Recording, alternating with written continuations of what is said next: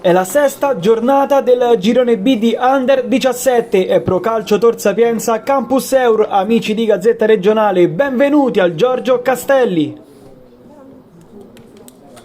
Calcio di punizione per gli ospiti. Parte Indoni che sorprende il portiere al 21esimo. Il Campus Eur è avanti con Flavio Indoni.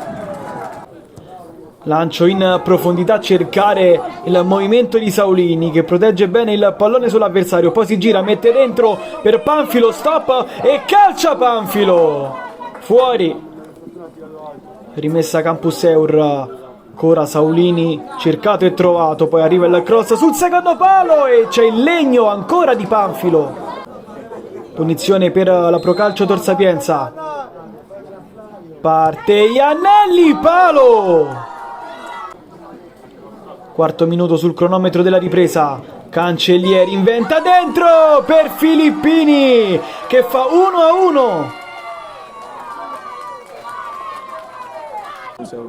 Menditto trova un corridoio vincente per Fegatelli. Fegatelli incrocia male.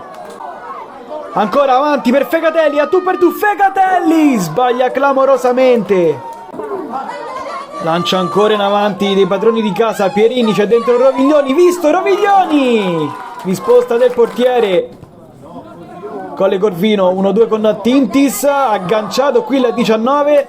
Occhio perché Perelli è stato già ammonito e dunque scatta l'espulsione. Campus Eur in 10, ma non c'è più tempo perché il direttore di gara fischia. Si stringono la mano sull'1-1 Pro Calcio Tor Sapienza e Campus Eur.